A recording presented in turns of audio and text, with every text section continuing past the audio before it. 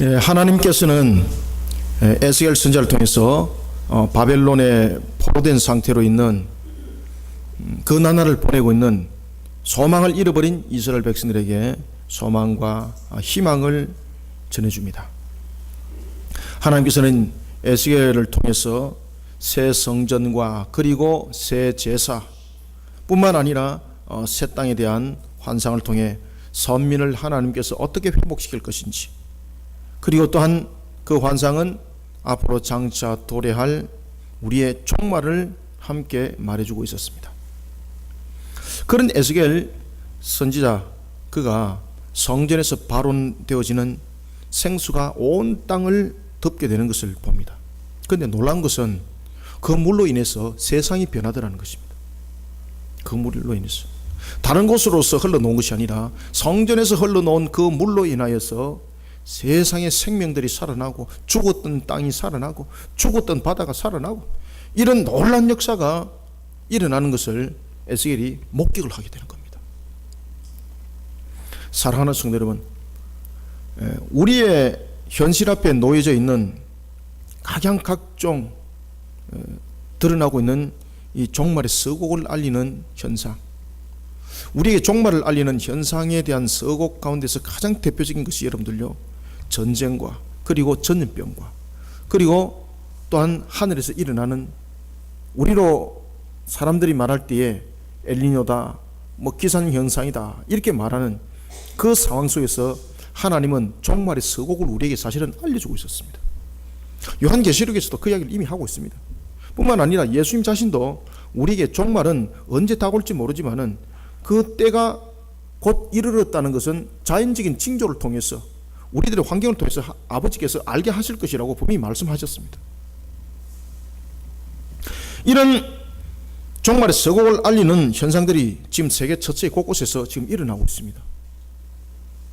이때에 우리는 하나님으로부터 부름을 받아 쓰임을 받고 있는 에스겔처럼 구원받은 성도로서 자신의 값을 다하는 자들이 되어야 되는 것입니다. 우리가 값이라는 것은 그 가치를 말하고 있는 것입니다. 하나님께서 우리를 A라는 가치로 우리를 새롭게 거듭나게 하셨는데, 우리가 A라는 가치를 바라지 못하고 B라는 가치를 바랬을 때에 이것은 우리에게 직분에 감당하지 못하는 우리의 모습일 뿐만 아니라 하나님의 영광을 나타내지 못하는 모습이 되니 하나님은 그를 향해서 칭찬하지 않는 겁니다. 우리는 여러분들 이 땅을 살아가면서 종말의 서곡을 알리는 이 시대를 살아가면서 우리는 정확한 값이 되어야 합니다. 하나님께서 우리를 이 땅에 세우신 그리스도인으로서 그 값을 우리는 다하는 성도가 되어야 되는 것입니다. 에스겔이 환상을 통해서 봐왔던 것처럼, 그리고 천사가 그 환상을 보여주게 했던 것처럼 성전에서 흘러나오는 물이 자신뿐만 아니라 온 세상을 변화시키는 것처럼 우리가 그 값이 되어야 되는 것입니다. 종말의 서곡을 알리는 이 시대를 향해 우리는 어떤 값으로 자신을 드러내야 될까요? 그런데 문제는 우리가 값을 드러내기 위해서는요, 오늘 성전에서 물이 흘렀다라고 말하는 것처럼 자신을 녹여야 되는 거예요. 값이 되기 위해서는 우리를 녹여들질 않고는 값에 대한 가치가 바라질 않습니다. 우리가 금으로도 뭔가를 만들려 그러면은 금을 녹여야 되는 것입니다. 금을 녹여서 그 가치를 더욱더 바라는 모습이 되어야 되는 겁니다. 금이 한 10kg짜리 금덩어리가 있습니다. 그러면은 이 10kg짜리 금덩어리는 금덩어리로서만 가치로서 끝나는 겁니다. 더 이상 가치는 없습니다. 그런데 이 10kg짜리 되는 금덩어리를 녹여서 뭔가를 만들었을 때에, 뭔가를 작품을 만들었을 때는 이 동일한 10kg짜리 금덩어리지만은 가치가 완전히 다른 거예요. 그 녹여야 됩니다.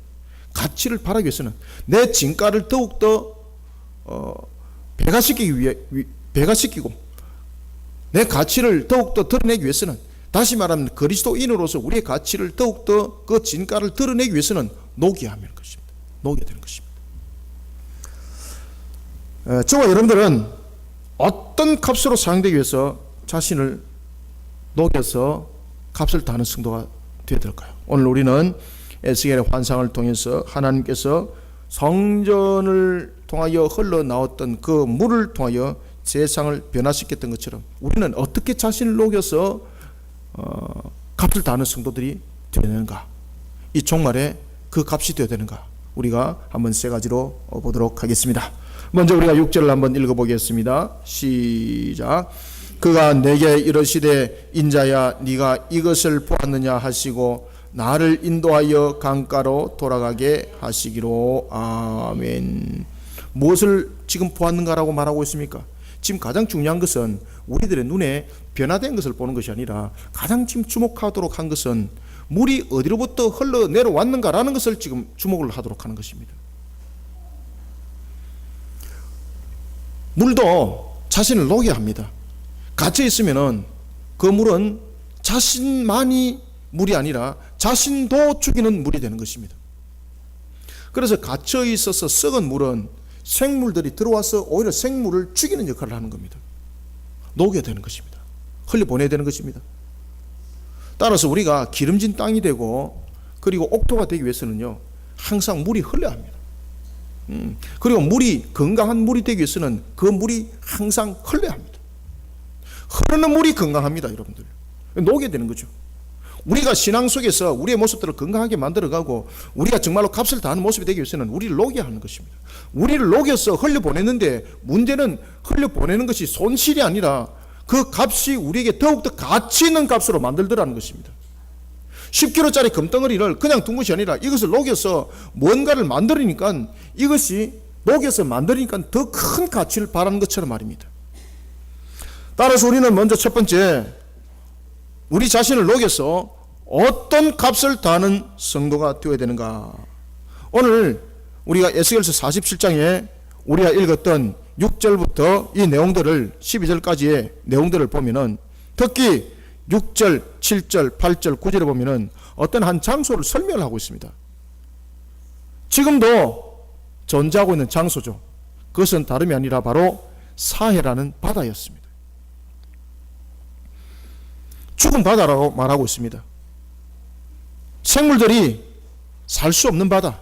그래서 우리가 사해다, 죽을 사자, 바다 해자, 그래서 사해바다라고 우리가 명명을, 이스라엘 사람들이 명명을 하고 있습니다.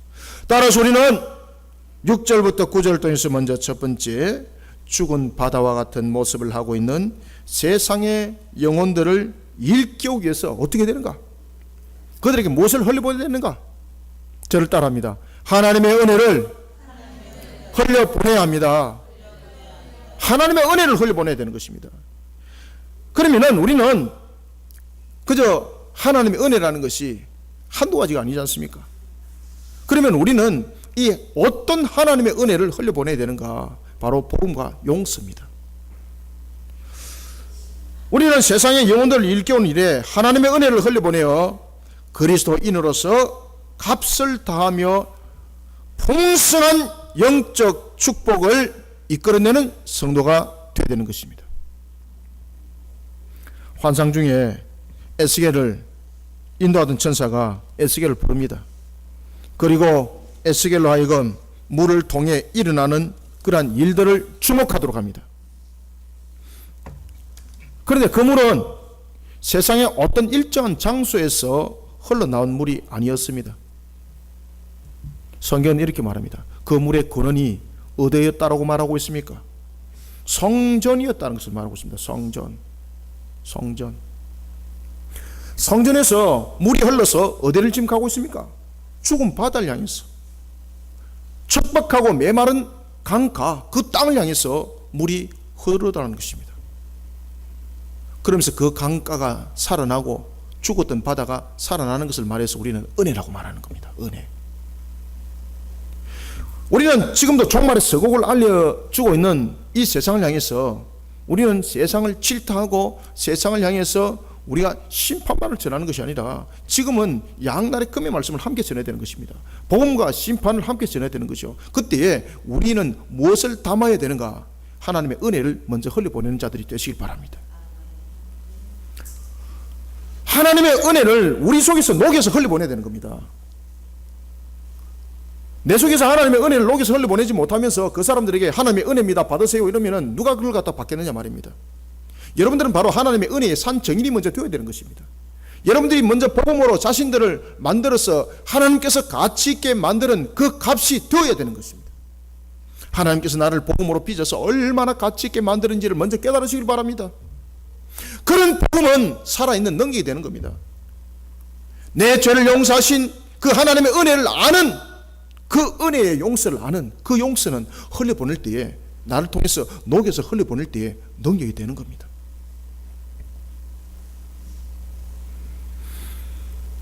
물이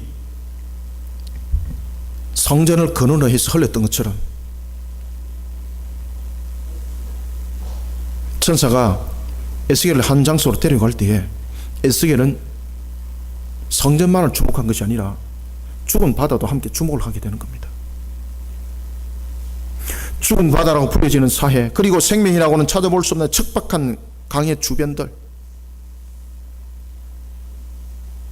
그곳에 성전으로부터 물이 흘러나오게 되는 겁니다. 그러자 놀라운 변화가 일어나게 됩니다. 사해바다가 되살아나고 죽은 상태였던 강 주변이 살아나는 겁니다. 이것은 우연히 일어난 사건이 아니었습니다. 이것은 자연적인 현상으로 일어나는 변화가 아니라는 것을 천사가 에스겔을 통해서 보여주는 겁니다. 그러니 우리가 종말의 서곡을 알릴 때에 우리에게 가장 준비해야 될 것 가운데서 뭔가 하면요, 복음으로서 먼저 영혼들을 하나님의 은혜 속에 풀어야 되는 것입니다. 이것이 우리의 종말의 준비입니다. 화성으로 로켓을 띄워가지고 우리 인간들이 우주의 공간에 거할 수 있는 공간을 개발하고 만드는 것 천만에요. 종말이 올 때는 이 지구의 종말이 아닙니다. 온 우주의 종말입니다. 어떤 곳에 숨어 있더라도, 우리가 어떤 곳에 우주선을 만들어서 피난해 있더라도, 어떤 땅굴 속에 숨어 있더라도 종말은 종말입니다. 절대로 피할 수 없습니다. 따라서 우리는 이런 종말의 서곡이 알려지는 이 상태에 놓여 있는 이 세상은 사해 바다와 같습니다. 메말라서 척박해 생명도 하나도 없는 그런 강가와 같습니다. 그들을 살려야 하는 것입니다. 이 종말의 서곡을 알리는 이때를 우리는 내 자신의 그리스도인으로서 나를 녹여서 내가 받은 하나님의 은혜를 흘려보내야 되는 것입니다. 내가 주님의 전이 되어서 나를 녹여서 흘려보내야 되는 것입니다. 우리는 먼저 첫 번째 두 가지를 흘려보내야 됩니다. 먼저 첫 번째, 오늘 여러분들에게 주신 말씀처럼 하나님의 은혜를 흘려보내라 그러는데, 하나님의 은혜는 어떤 것인가? 내가 받은 두 가지 은혜를 흘려보내야 됩니다. 무엇을? 주님으로부터 받았던 복음을 내가 녹여서 흘려보내야 되는 정인이 되어야 되는 것이고, 그리고 또한 나의 죄를 용서받았던 그 용서, 주님의 그 사랑의 그 용서를 흘려보내야 되는 것입니다. 이 두 가지 은혜를 우리는 자신을 통해서 녹여서, 자신이 성전이 되어 녹여서 세상 가운데 흘려보내는 이 일들을 우리는 종말의 서곡이 알려지는 이 땅을 향해서 해야 될 우리의 값인 것입니다. 값은 녹여야 되는 겁니다. 값은 동일하게 값을 지불하는 것으로 끝나는 것이 아니라, 녹여서 뭔가를 만들어서 값을 지불했을 때에 그 가치는 더욱더 커지게 되는 거죠. 하나님의 진에서 흘러나온 은혜의 물결, 이 은혜의 물결이 세상을 변화시켰던 겁니다. 죽었던 바다를 변화시키고 척박한 땅을 변화시키고 오직 성전에서 흘러나온 물만이었습니다. 우리가 7절부터 9절을 석절을 한번 읽어보겠습니다. 시작. 내가 돌아가니 강 좌우편에 나무가 심히 많더라. 그가 내게 이르시되 이 물이 동쪽으로 향하여 흘러 아라바로 내려가서 바다에 이르리니 이 흘러내리는 물로 그 바다의 물이 되살아나리라.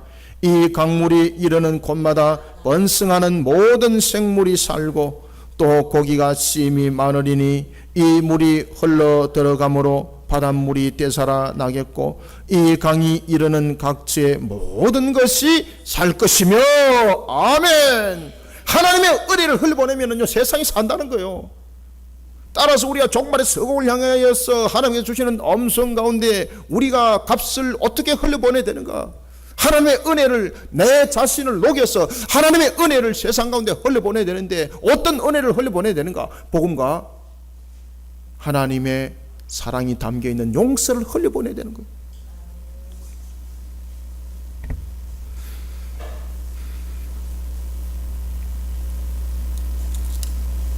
에덴 동산에 성경은 말합니다. 물이 고여 있는 것이 아니라 흐르더라고 말을 하고 있습니다. 그러면서 에덴 동산의 물은 흘러내려서 네 강을 이루게 되는데 그 하나가 비손이었고 또 하나가 기혼이었고 또 다른 하나가 히데길이었고 네 번째가 유브라데였습니다. 그런데 성경을 면밀하게 딱 보십시오. 에덴 동산에서 물이 흘렀습니다. 흐르면서 그 흐르는 물들이 네 강을 이루면서 전부 다 생명을 살립니다. 척박한 땅을 기름지게 만들고요, 생물들이 모여서 사는 하나의 아주 기름진 삶의 틀을 만들어 나가고, 뿐만 아니라 옥보석과 같은 그런 것들이 땅에서 발견되게 하고, 그리 모든 삶들을 이렇게 아주 우리로 하여금 풍성하게 변화시켜 나갔던 것이 바로 비손과 기온과 히데길과 유브라데 네 강이었습니다. 에덴 동산에 있는 물을 녹여서 흘려보내니까 이렇게 생명을 살리는 일에 물이 쓰임 받더라는 것입니다. 저와 여러분들이 하나님으로부터 받은 은혜가 있습니까? 종말의 서곡을 알리는 이 시대는 내가 하나님으로부터 받은 은혜를 내가 쥐고 있으면 내 자신도 함께 죽습니다. 물이 고여 있으면 다른 사람도 못 살리는 것이 아니라 내 자신도 함께 죽습니다. 여러분들 저수지 같은 데 가보십시오.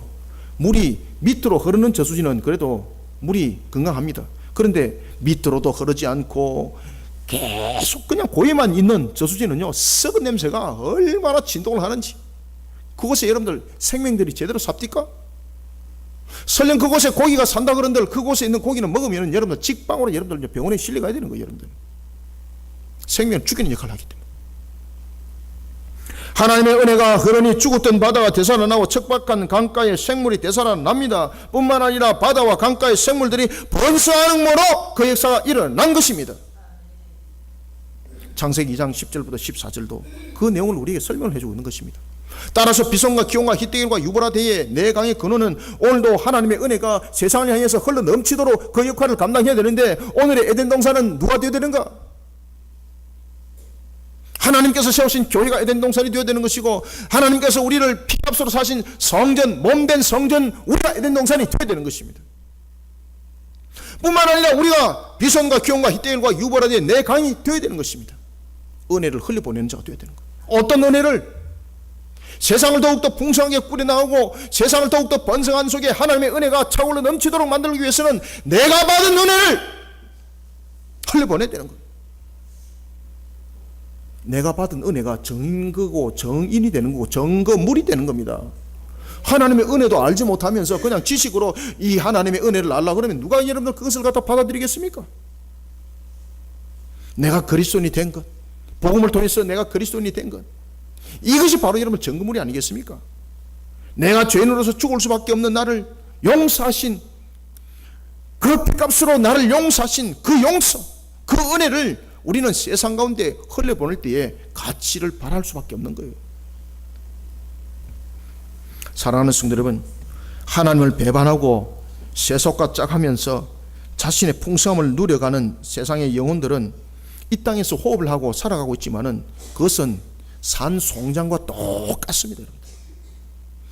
그것은 살았다고 말하는 것이 아니라 살았지만은 죽은 것과 같습니다.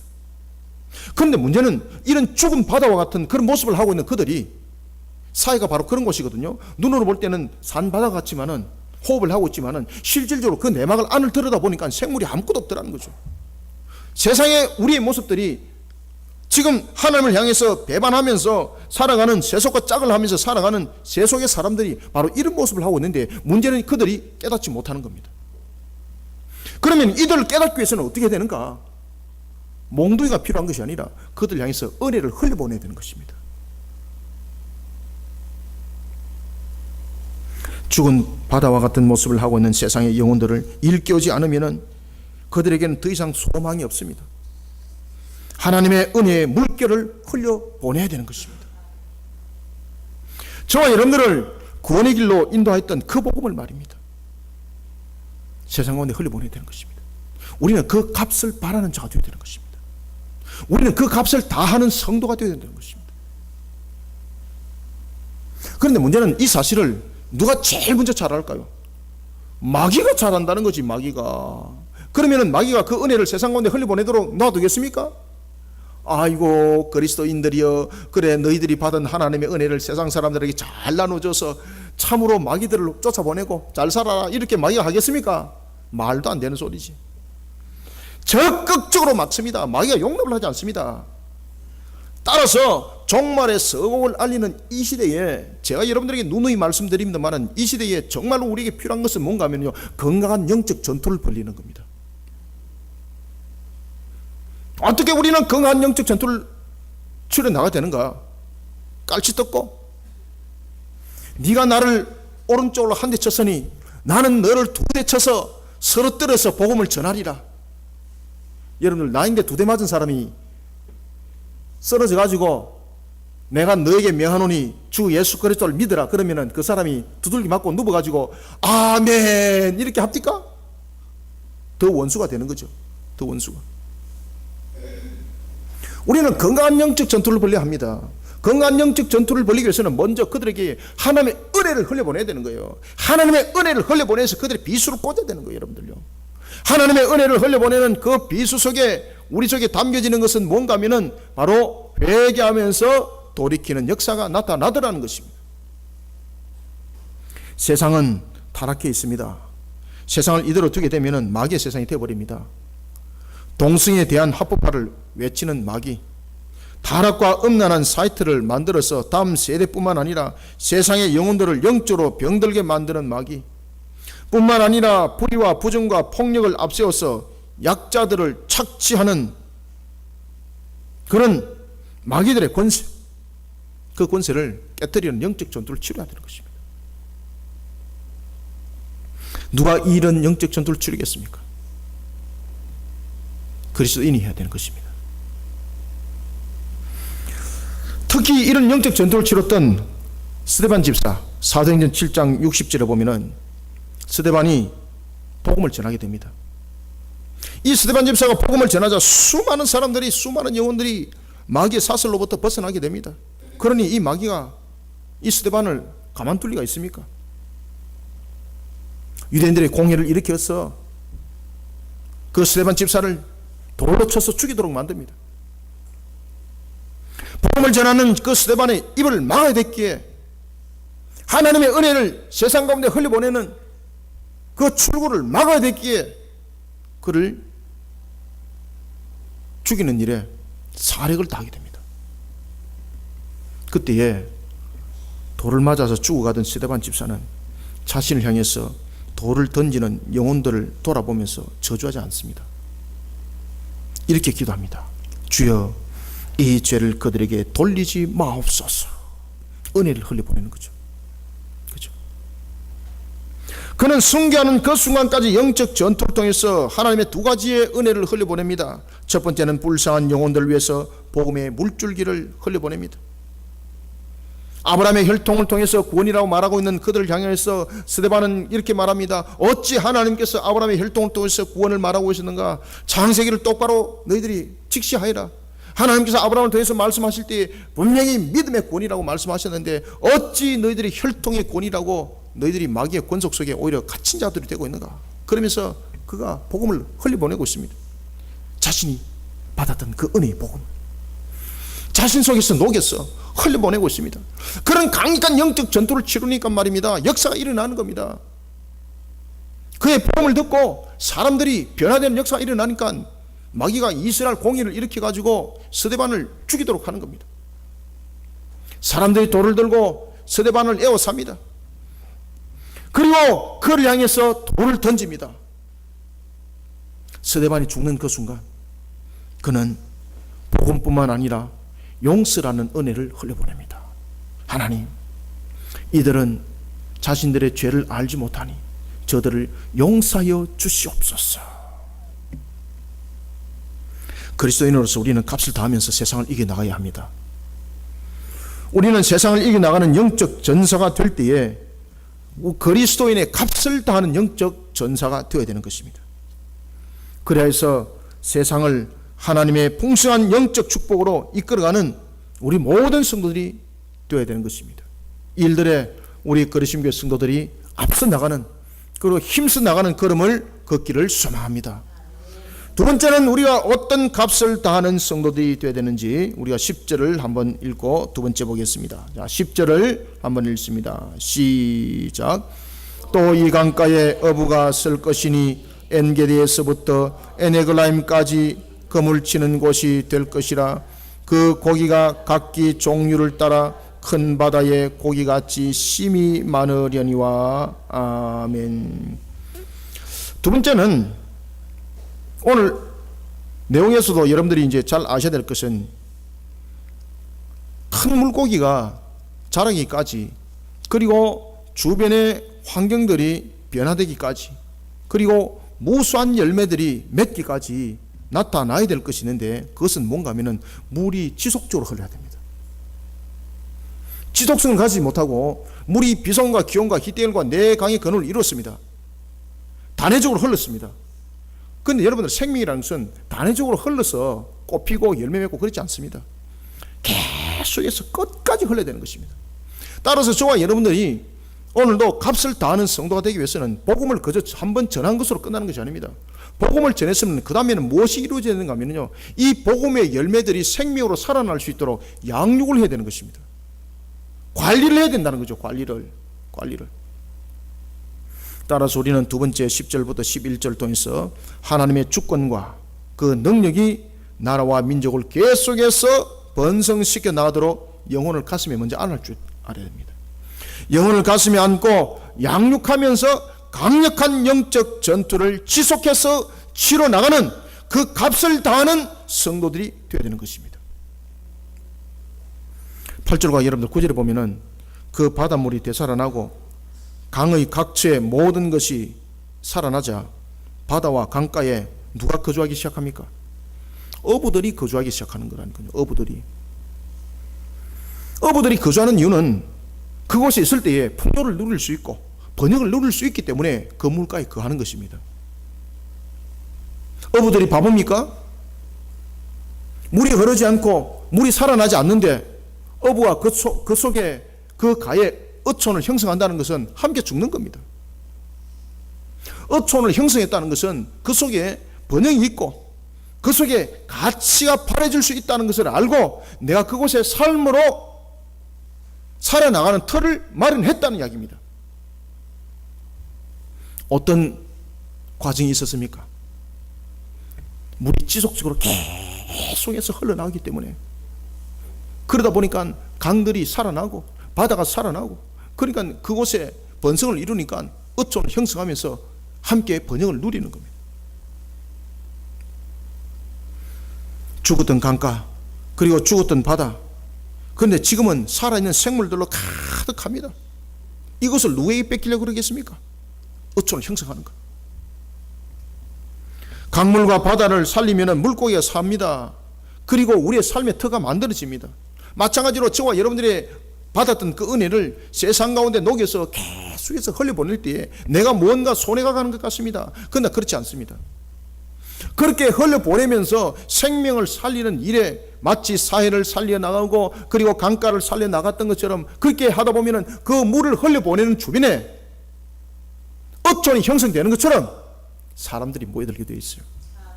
하나님이 그에게 기가 막힌 것을 붙여주게 되어 있습니다, 여러분들요. 그래서 하나님으로부터 받은 은혜를 계속해서 지속성 가지고 흘려보내면서 뿐만 아니라 그 강을 잘 관리를 하고 그 바다를 잘 관리를 한 것처럼 관리를 잘 하시길 바랍니다. 흘려보내기는 계속 흘려보내는데 관리를 하지 못한다. 문제가 심각한 거죠. 물이 계속 흘려보냅니다. 그런데 문제는 물을 흘려보내는데 오물이 중간에 떠 있습니다. 오물이 홍수로 인해서 떠내려온 것이 있습니다. 그러면 어떻게 돼야 됩니까? 그 오물을 걷어내야 되는 거예요. 왜냐하면 그 오물을 걷어내지 않고는 물이 흘렀을 때에 계속해서 그 오염된 물이 되는 겁니다. 따라서 우리는 하나님의 은혜를 흘려보낼 때에 은혜를 흘려보낸 것만으로서 끝나는 것이 아니라 그 은혜를 관리할 줄 알아야 됩니다. 양육을 하고 관리를 해야 되는 겁니다. 그 강에 썩은 것이 있으면 걷어내야 되는 것이고, 바다에 썩은 것이 있으면 드러내야 되는 것입니다. 회개신앙과 함께 양육하는 신앙들이 함께 그 속에 있을 때에 바다가 살고 강이 살고 그 속에 어촌이 형성이 되는 겁니다. 오늘 본문에 보면은 이렇게 말하고 있습니다. 각기 종류마다 어디에? 강과 바다의 말입니다. 각기 종류대로 큰 물고기가 가득한 역사가 일어나더라. 큰 물고기가 가득한 역사가 어떻게 해서 일어났겠습니까? 이런 관리가 있었기 때문에, 양육에 대한 관리가 지속적으로 일어났기 때문에, 은혜를 흘려보내면서 그것을 잘 관리할 수 있도록 회개신앙을 통해서 더러운 찌끼를 걷어내고, 그리고 그들을 양육을 통해서 더러운 찌끼들을 걸러내고, 그러니까요 믿음이 크게 자라는 거예요. 안전 열매들이 풍성하게 맺는 거예요. 여러분들, 물은 계속해서 흘러내려가는데 그 나무 곁에 오물되어 있어 썩은 것들이 가득 찼을 때에 그 나무가 열매를 맺겠습니까? 그 물이 생명을 살리겠습니까? 살리지 못하고 열매를 못 맺는 겁니다. 회개신앙을 통해서 걷어내고, 그리고 부족한 것들이 있으면 채워주는 그런 관리와 양육이 필요한 것입니다. 우리는 이렇게 값을 다하는 성도가 되어야 되는 겁니다. 지속성을 가질 뿐만 아니라 관리하는 그런 회개와 양육의 신앙으로서 함께 값을 다하는 우리 성도들이 되시길 바랍니다. 그럴 때 여러분들 어떤 역사가 일어나겠습니까? 놀라운 역사들이 이제 일어나는 거죠. 그렇게 관리를 하면서 또한 내 모습들을 만들어갈 때에 하나님께서 만들어준 은혜가 있더라는 겁니다. 그것이 바로 무엇인가 하면은 또 다른 하나님의 은혜가 있는데, 그것이 바로 무엇입니까? 진펄과 개펄이라는 것입니다. 어부들이 엔게디에서부터 에네글라임까지 어촌을 형성합니다. 엄청난 어촌을 형성하게 되는 겁니다. 사해의 중앙부에서부터 시작해서 사해 북단까지 어부들이 거주할 틀을 만들어서 생명이 살 수 없던 그곳, 변화되어 버린 그곳, 생명이 큰 물고기로 가득한 그곳, 열매들이 가득한 그곳, 그들이 버릴 수가 없었습니다. 그냥 그곳에 삶의 틀을 크게 만들어가는 겁니다. 어떻게 했기 때문에? 흘려만 보낸 것이 아니라 지속적으로 관리를 하면서 양육을 했기 때문에 그런 역사가 일어나는 겁니다. 여러분들, 나무도 보면은 건강한 열매를 맺기 위해서는 가지치기라는 관리가 있어야 합니다. 그리고 그 토양에 알맞은 그런 걸음을 줘야 되는 것입니다. 땅에 묻기는 묻는데 폐기물을 묻어버렸습니다. 그러면 그 땅이 살겠습니까? 죽는 거죠. 관리를 해야 되는 거죠. 따라서 우리의 신앙의 회개와, 그리고 또한 하나님의 은혜 속에 우리를 더욱더 신앙으로 양육해 나가는 것은 너무나도 중요한 것입니다. 따라서 우리는 두 번째로 그 값을 다하는 그런 그리스도인이 되어야 되는 겁니다.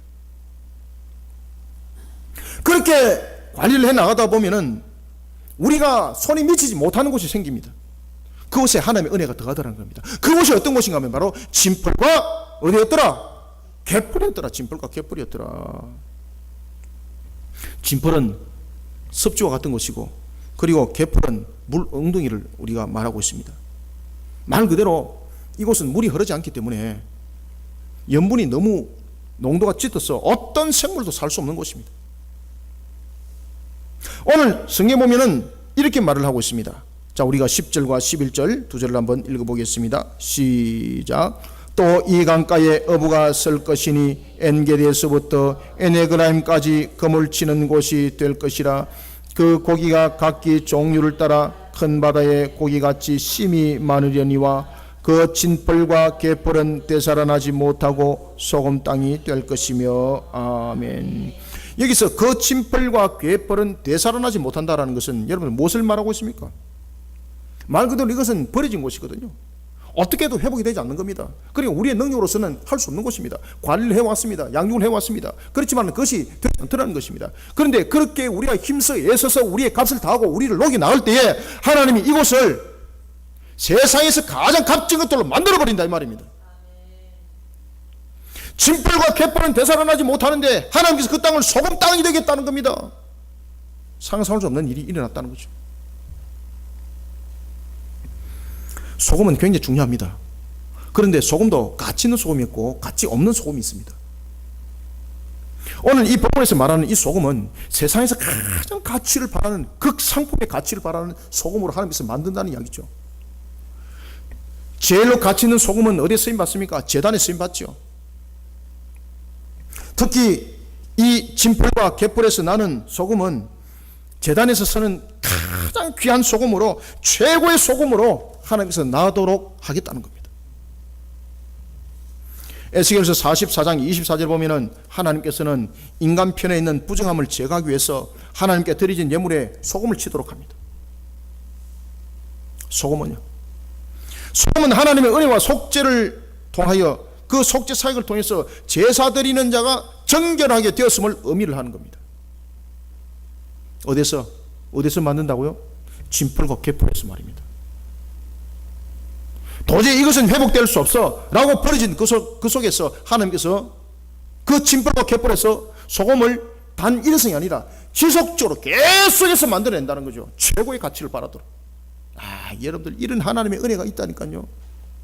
그러니까 여러분들 자신을 녹여서 자신의 그 복음을, 내가 받았던 그 복음을, 하나님으로부터 받았던 그 용서를 흘려보내는 뿐만 아니라 회개 신앙을 통해서 우리를 새롭게 이끌어 나가고, 뿐만 아니라 내가 복음을 전했던 그를 향해서 양육하는 그 속에 내 값을 함께 지불하고 녹여 나가시길 바랍니다.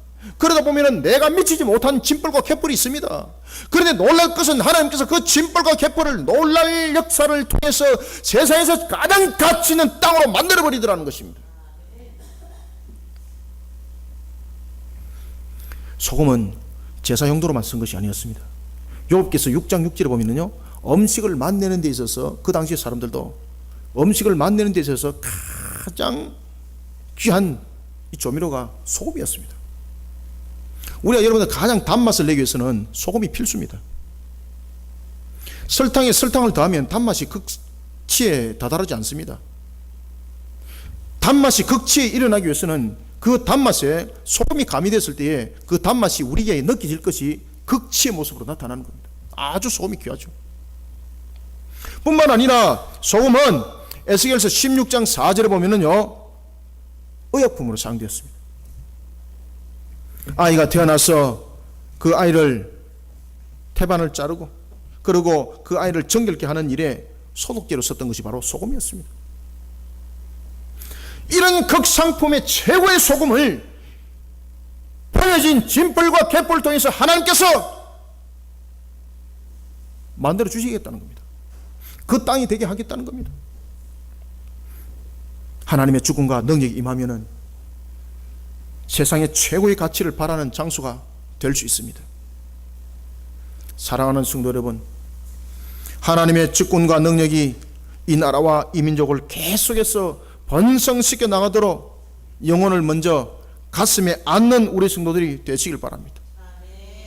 계속해서 우리가 영적 전투를 치러 나갈 때에 영적 전투를 어떻게 치러 나갈 것인가,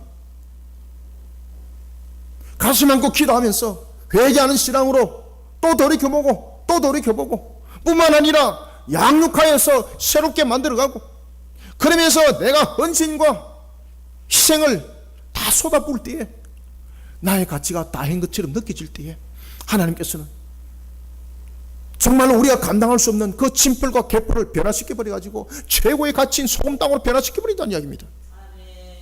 사랑하는 성도 여러분, 자신을 녹여야 합니다. 복음을 전하는 것으로 그 값을 다했다고 말해서는 안 됩니다. 복음을 전하였다면 그 영혼의 번성을 누릴 수 있도록 양육하는 일에 회개와 그리고 섬김과 봉사에 우리의 녹이됨에 그 값이 함께 있어야 되는 것입니다. 그런 영적 강력한 전투를 우리는 치러야 합니다. 일회성의 사역은 그 바다와 그 강을 번성시키지 못할 뿐만 아니라 진펄과 갯벌을 소홀하게 이기게 되고 결국은 하나님의 강력한 역사 맛보지 못합니다. 사랑하는 성도 여러분, 복음뿐만 아니라 영혼을 양육하는, 흘려보내는 것과 관리에 이르기까지 헌신을 다하는 영적 전투를 치러 나가면서 값을 다하는 성도들이 됩시다. 그래야 세상 사람들이 값 없다고 여겼던 곳까지 번성함을 누리 세상 속에 하나님의 정인으로서 귀하게 또한 다시 한 번 더 쓰임받는 강력한 역사를 일으키는 값을 다하는 성도들이 되시기를 소망합니다. 그 다음에 우리는 세 번째는 어떤 값을 다하는 성도가 되어야 되는가. 여러분들 오늘 에스겔서를 여러분 묵상하면서 하나님께서 여러분들에게 지금 들려주는 음성을 느끼고 있습니까? 느끼셔야 됩니다. 제가 과거에 한 20년 전에 이 에스겔서를 가지고 제가 말씀을 연구를 하면서 묵상할 때 제가 에스겔서를 안고 울었습니다. 제가. 왜냐하면 첫 번째 몰라서 울었고요. 가르쳐주는 사람이 없어서 가르쳐주는 사람이 얼마나 답답한지 말이에요. 답답해서 울었다니까 여러분들요. 가서 물어봐도 가르쳐주는 사람 없고. 그래서 제가 사력을 다했습니다. 하나님의 말씀을, 내가 성경 66권을 하나님께서 나에게 달고도 오면 말씀으로 채워줄 줄 믿습니다. 그러면서 제가 밥 먹는 거 외에는 말씀과 기도, 복음 전하는 거 딱 요 세 가지만 했습니다. 한 20년을 엎드렸습니다. 그러면서 하나님께서 말씀을 깨닫게 하시는 거예요. 그래서 두 번째 울었습니다. 뭐 때문에 울었다고요? 말씀을 깨달아서 너무 기뻐서, 너무 기뻐서 감사했어. 첫 번째는 너무 몰라서 울었고, 가르쳐준 사람이 없어가지고 너무 답답했어. 이런 무지한 세상이 어딨노. 그래서 울었고, 두 번째는 하나님께서 말씀을 깨닫게 해주시는데요, 그냥 뭐 사람들이 내가 신비한 거 봤습니다 이것이 아니고, 저는 여러분들 성경 보십시오. 첫 장부터 끝 장까지 성경에 글이 안 보일 정도로 제 성경이 여러 권이 있는데, 여러분들 제 서재 가서 제 성경 한번 보십시오. 글자가 안 보일 정도로 원어 성경을 가지고 공부를 하고, 영어 성경을 가지고 공부를 하고, 그리고 또한 그것을 깨닫지 못하니까 고고학을 공부를 하고, 그것을 깨닫지 못하니까 성경이 그 시대에 무엇을 말하는지를 깨닫게 알기 위해서 수많은 공부들을 해왔었습니다. 그래도 문은 열리질 않았습니다. 그런데 모든 것을 접목을 이루니까요, 나를 흘려보내기 시작하니까 하나님께서 그 말씀을 깨닫게 하시는데 얼마나 감사한지. 그래서 제가 엎드려서 하나님, 이 무지한 나를 이렇게 말씀을 깨닫게 해주셔서 감사합니다. 그래서 제가 하나님께 그랬습니다. 하나님, 내가 깨달은 이 말씀, 성경 66권의 이 말씀, 내가 죽도록 말씀을 정하는 일에 정인이 되겠습니다. 그래서 제가 여러분 목사가 된 것 아니겠습니까? 우리는 세 번째 12절을 여러분들 먼저 한번 읽어봅시다. 시작. 강 좌우가에는 각종 먹을 과실나무가 자라서 그 잎이 시들지 아니하며 열매가 끊이지 아니하고 달마다 새 열매를 맺으리니 그 물이 성소를 통하여 나옴이라. 그 열매는 먹을 만하고 그 잎사귀는 약재료가 되리라. 아멘. 지금 여러분들이 주목하셔야 됩니다. 여기에서 보면은요, 한 나무가 있습니다. 나무가 과실을 맺었습니다.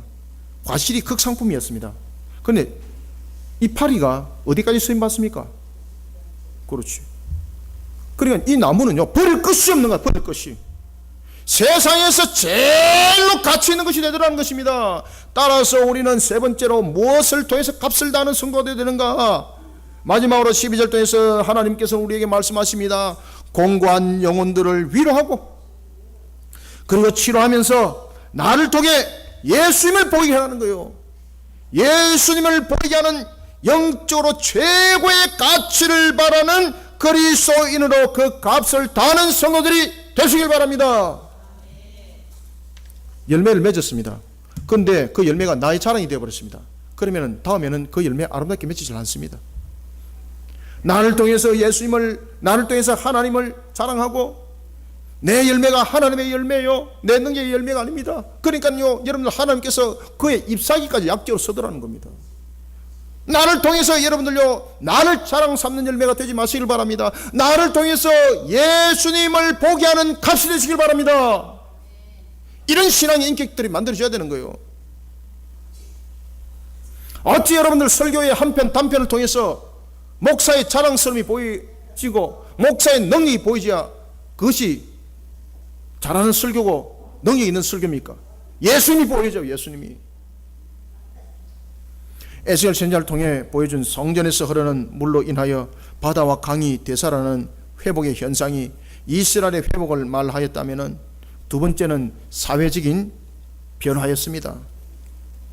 굶주리지 않고 병들지 않는 복된 삶을 통해 이스라엘의 회복을 말씀하고 있습니다. 바다와 강에 물고기가 번성하였다면 강의 좌우에는 무엇이 일어나고 있습니까? 각종 과실나무가 자라서 풍성한 열매를 맺을 뿐만 아니라, 그리고 그 열매가 오늘 보십시오, 달마다 그 열매가 새 열매를 맺도록 하더라는 겁니다. 달마다. 여러분, 우리는 하나님의 창조 질서 원리 속에 우리는 항상 다스림을 받아야 되고, 그리고 그 창조의 질서 원리를 통해서 우리는 하나님의 간섭 안에, 그리고 하나님께서 허락하신 그 안에 우리는 열심을 다하고, 그리고 내 모습이 하나님의 영광이 나타나야 되는 것입니다. 여러분, 하나님께서 우리에게 사계절 주었습니다. 어떤 의미가 있습니까? 네? 하나님께서 우리에게 시간을 주었습니다. 왜 시간을 줬을까요? 무엇을 하든지 어떤 걸 하든지 하나님의 다스림 안에 있다는 겁니다. 어떤 열매를 맺더라도 하나님께서 맺어준 열매라는 것입니다. 시간의 다스림을 받습니다. 봄, 여름, 가을, 겨울 속에 우리는 영향력을 받습니다. 이것이 하나님의 질서의 원리입니다. 그러나 이 속에서 하나님께서 또한 우리에게 말씀하시는 것은 이 질서의 원리를 통해서 네 마음대로 할 수 있는 것은 없다는 거예요. 모든 것이 하나님의 역사함이라는 것이죠. 따라서 시간을 정하고, 그리고 하나님께서 계절을 우리에게 주신 것은 하나님의 통치와 다스림을 이 모든 질서를 통해서 너는 또다시 한번 보라는 이야기입니다. 그런데 우리는 시간을 통해서 오늘이 흘러가면 내일이 오겠구나, 아이고 이제 봄이 지났으니 여름이 오겠구나, 가을이 오면은 뭘 심어서 먹지? 이것이 아니라 오늘도 우리에게 한날을 허락하실 때에 흘러가는 이 한 시간, 흘러가는 이 분, 흘러가는 이 초를 하나님께서 우리에게 왜 허락하셨는가? 우리에게 봄, 여름, 가을, 겨울은 하나님께서 왜 두셨는가? 이 모든 것들은 하나님의 간섭함 속에 있다는 이야기입니다. 하나님의 주관하심 속에 있다는 것을 깨달아라는 겁니다. 따라서 우리는 모든 것들을 통해서 나의 자랑거리가 아니라 하나님의 드러남이 되어야 되는 거예요. 우리는 이렇게 값을 따는 사람들이 되어야 되는 것입니다. 우리의 24시간을 녹여야 합니다. 우리의 봄, 여름, 가을, 겨울을 녹여야 합니다. 하나님의 그 회전 속에 우리는 하나님의 가치를 더 높이는 그런 값을 따는 성도들이 되어야 되는 것입니다. 그럴 때 하나님께서 어디까지 선다고요? 그 잎사귀까지 약적으로 선다니까. 잎사귀까지. 내 보십시오, 내가 얼마나 능력이 있는 거 아십니까? 내한테 안수 받으면은요, 병든 자들 전부 다 회복되고, 내가 안수해가지고 암 나았습니다, 내가 안수해서 위장병 고쳤습니다, 내가 안수하기만 하면 됩니다. 그런 사이비 같은,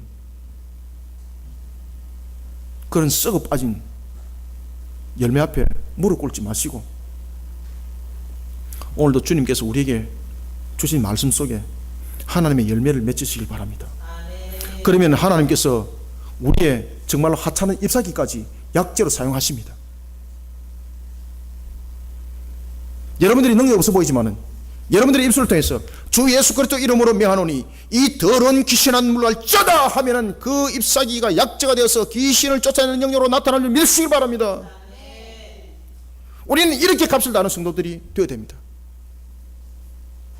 이것이 우리의 종말의 서곡을 알리는 이 시대를 향해서 우리가 해야 될 일들인 것입니다. 하나님께서 여러분들 달마다 왜 열매를 맺게 했다고 성경은 우리에게 말하고 있습니까? 하나님의 영광을 떠높이기 위해서. 달마다 맺히게 하시고 그 열매를 먹지 못하는 열매가 아니라 식용으로 사용될 열매를 되도록 합니다. 그리고 이어지는 2차적인 변화는 잎이 약용으로 사용될 것을 말하고 있습니다. 말 그대로 세상에서 가장 가치 있는 나무가 되게 한다는 거죠. 누구를? 나를. 내가 누구?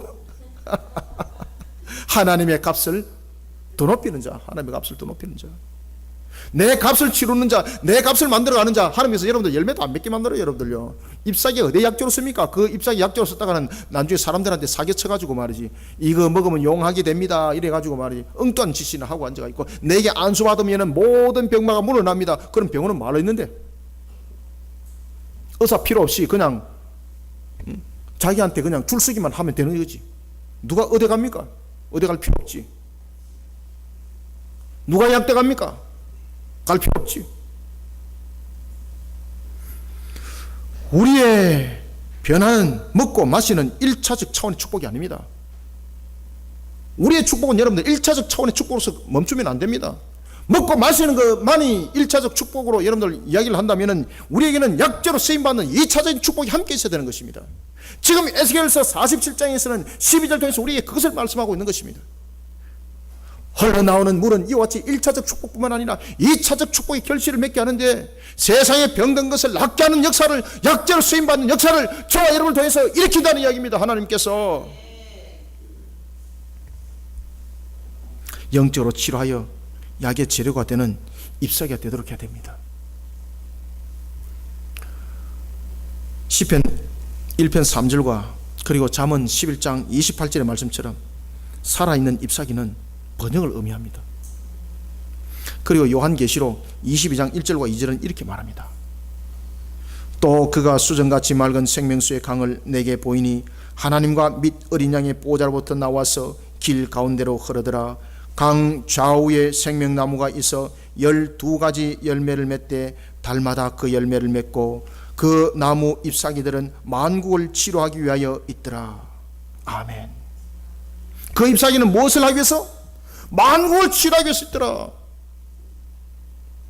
하나님의 영광을 가려버리고 오늘도 우리의 24시간을 허락하신 이 시간을 바라보면서 하나님을 보지 못하는, 모든 창조의 원리를 통해서 하나님을 바라보지 못하는, 봄, 여름, 가을, 겨울을 통해서 이것을 자연현상이라고 말하는 어리석은 무리들. 하나님께서는 왜 봄, 여름, 가을, 겨울을 허락했겠습니까? 여름만 있어도 되잖아요. 가을만 있어도 되잖아요. 겨울만 있어도 되잖아요. 근데 하나님께서 왜 그렇게 하셨을까? 시절을 따라서, 계절을 따라서 이 변화된 자연을 통해서 다시 한 번 더 하나님께 감사하고 더욱더 하나님께 겸손히 나아가라고 우리에게 계절을 주신 것이고 시절을 주신 것입니다. 우리에게 왜 시간을 허락하셨다고요? 흘러가는 시간이 아닙니다. 그냥 무작정 흘러가는 것이 아닙니다. 분명히 하나님께서 우리에게 주신 시간은 크로노스도 있지만 우리의 모든 시간들은 카이로스입니다. 진화론적인 측면으로서 이 시간을 보는 것이 아니라 나를 통해서 역사하시는 하나님을 보라는 것입니다. 그래서 나에게 모든 시간은 카이로스입니다. 공간 영혼들을 영적으로 위로하고 치료하며 자신을 통해서 세상의 영혼들로 하여금 예수님을 바라보도록 해야 되는 것입니다. 잎사귀가 약재가 되었다는 것은 그렇게 쓰임을 받았다는 것이지 잎사귀가 능력이 되었다는 것 아닙니다. 하나님께서 그것을 사용 안 하면 그 잎사귀 능력 없습니다. 자칫 영적 교만에 빠져서 하나님의 영광을 가리는 일이 없도록 자신을 통해 자신을 바라보게 만드는 잎사귀가 아니라 자신을 통해서 예수님을 바라보도록 쓰임받는 모습들로 달려가시길 바랍니다. 자신의 가치를 최고로 바라는 그리스도인, 무엇이 자신의 값을 다할 수가 있습니까? 나를 녹여서 주님을 보도록 해야 됩니다. 스데반이 그렇게 했지 않습니까? 사도 바울이 그렇게 했지 않습니까? 나를 녹여서 주님을 보도록 했단 말이에요.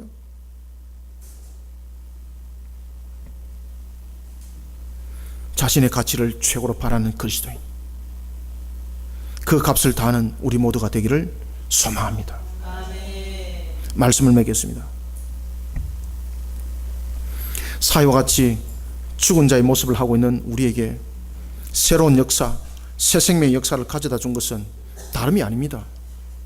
예수 그리스도의 십자가입니다. 오직 예수 그리스도의 십자가입니다. 그 공로입니다, 여러분. 따라서 우리는 로마서 8장 12절의 고백처럼 예수님으로부터 평생 갚을 길이 없는 큰 빚을 진 자들입니다. 저와 여러분들 말입니다. 어떻게 갚겠습니까, 여러분? 갚을 길이 없어요.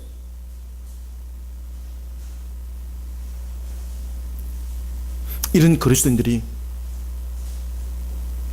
안디옥에 이르렀었습니다. 사도행전 11장 26절, 예루살렘으로부터 쫓김을 당하고 그들이 간 곳이 안디옥이었습니다. 하나님께서 그들에게 그리스도인으로서 값을 하도록 그들의 심령을 녹입니다. 그리고 그들 입을 통해서 복음이 증거되어지고 예수님의 십자가에 대해서 증거하기 시작합니다.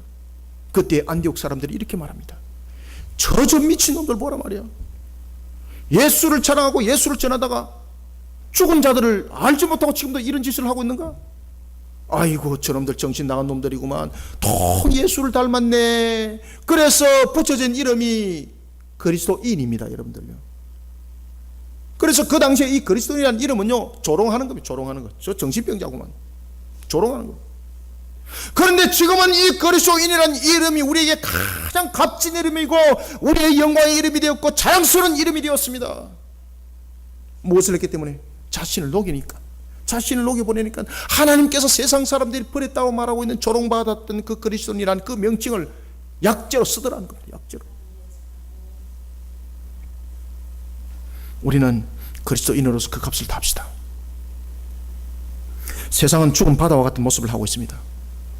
그 영혼들을 일깨우는 일에 복음과 용서라는 하나님의 은혜를 흘려보낼 때에 흘려보내는 것으로 끝내지 마시고 이것의 지속성을 가지고 살아 숨지기도록 우리는 헌신을 다하고 회개신앙을 통해서 새롭게 일궈 나가고 섬기와 봉사를 통해서 양육해 나가는 우리의 모습들이 함께 이루어졌을 때에 아름다운 열매 결실은 한치 맺혀집니다. 그때에 우리가 참으로 지쳐 있을 때에 우리의 손이 미치지 못하는 짐벌과 갯벌을 하나님께서 변화를 일으켜서 세상에서 가장 값진 소금 땅으로 변화시킨다는 사실을 오늘도 믿음의 눈으로 바라보시고 이란 속에 내가 자랑할 것은 내가 정할 것은 내가 아니라 나의 능력이 아니라 오직 주 예수 그리스도의 그 자랑이 되는 입술이 될 때에 하나님은 우리의 하찮은 잎사귀까지 약재로 쓴다는 사실을 알고 오늘도 마지막 종말을 이렇게 값을 다하면서 쓰임받는 저와 여러분들이 되시길 소망합니다. 세상이 우리를 향해서 돌팔매를 할지라도 세상 사람들이 우리를 향해서 가치없는 인간이라고 그리스도인이라고 조롱을 할지라도 우리는 그 값을 다 해나갈 때에 하나님이 우리를 새롭게 만들어 가십니다. 세상 사람들이 우리를 향해서 돌팔매질을 하고 조롱하는 그 그리스도인이 영광의 이름이 된 것처럼 하나님께서 우리를 그렇게 만들어 가십니다. 사랑하는 성도 여러분, 예수님의 사랑을 우리를 통해서 발견해 나갑시다.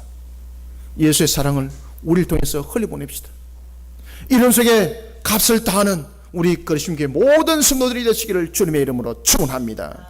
살아계신 아버지 하나님, 주님의 은혜를 감사드립니다.